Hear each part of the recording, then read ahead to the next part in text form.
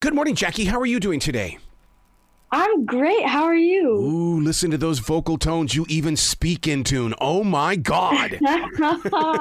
Even at this morning. Thank you. I love your journey. Your journey has all been about, from the gospel music to the presentation of where you are today. And I've always believed that God works through each and every one of us, and he will find that stage for us if we just put ourselves out there and make ourselves available. Absolutely. Thank you so much. To go through that, though, because so many people, they don't want to put themselves out there. They want to just go, okay, I'm fine. I don't want to go where I'm going to be judged. Yeah. It's a complete challenge for real. I feel like I always kind of kept myself in a shell, and I used to be just so timid and scared, and I really didn't want to put myself out there, but it was the people around me that really kind of pushed for me to like get up on stage, and they saw the potential in me, so they kept pushing, and then eventually I just started to see the potential in myself. I've always wondered what happens to someone like yourself, 20 years old. You're on NBC's The Voice, and the show, you go out and you have some success with your career, but do you become a leader in local government, in state government? Because what you're doing is you're putting yourself in front of people. Many people don't have people skills like that. I mean, I would love to lead through music. Yeah. I would like, for me, so many songs have gotten me through such a tough time that, like, especially just like one of my newest songs is about like body positivity, and I Yes. feel like I have just a big message of like showing it's okay to love yourself, and like I feel like the many of the things that I want to do in my career is inspire other people to love who they are for how they look and what's on the inside, and know that they're beautiful already. And I feel like through music you could inspire so many other things, or just like share your story of like past events to make someone feel better about their story as well. Yeah.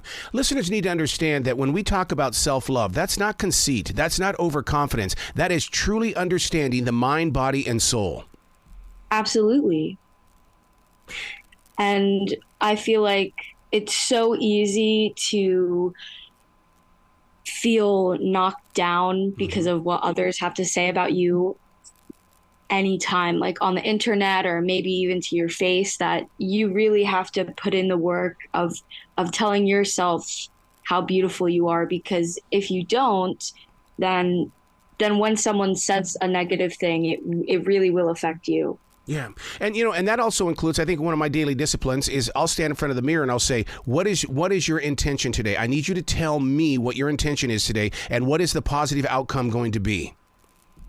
I love that. I feel like manifestation and affirmations and talking in the mirror is like exactly what helped me to see that I had beauty, because I would look in the mirror and say like, I'm beautiful, I'm worthy. And I thought it was funny like in the beginning, because I'm like, what am I doing? But like eventually you really start to believe what you say. Yeah. One of the things that I do, I keep a daily defrag journal. I call it defragging, because if we can defrag a computer, we can defrag ourselves. But I ask the questions and I question the answers. And it really is asking yourself those questions, because we waste so much time asking people other questions that we forget to ask ourselves those questions. That is true. And as creative people, it's like, I mean, we're like everybody else. We don't understand why we're doing this. We're just doing this because we're called to do it. Yeah. And you're doing it at a level that, oh my God, I mean, at singing music in church. I mean, this has been with you your entire life. Absolutely. And I've definitely felt called to do it my whole life. How did you answer that call? How did I answer that call? Yeah.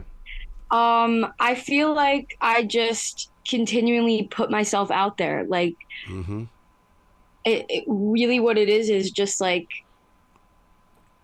if you know you're meant to do something, even if because it's been super hard, but you can never stop. Yeah. Yeah. Performing at the Apollo, we're talking about the world's toughest crowd. How did you do? I made it to the semifinals at the Woo! Apollo. Yeah, it was crazy because you could literally get booed off of the stage, and nobody booed me. I actually got a couple standing ovations, and it was the coolest experience of my life. Have you sat down with Gene Taylor and talked to him about his experience with the Apollo? I know he has the opposite Yeah, he did. experience. He did. I love Gene. See, and I love the fact that you guys on NBC's The Voice, you really are a family. And in this chapter Absolutely. number 25, I mean, it's just I just love to hear the stories of how you guys all collaborate.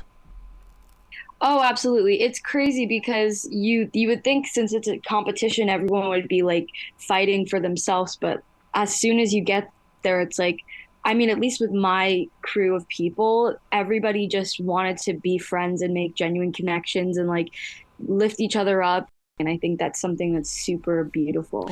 That's the story I want to read. I want to read someone's book about the afterlife of NBC's The Voice, because it's because it disappears. I mean, we're having this conversation today. It's on a podcast. It's going to be heard for 100 years. But the thing is, though, we don't know the story after NBC's The Voice.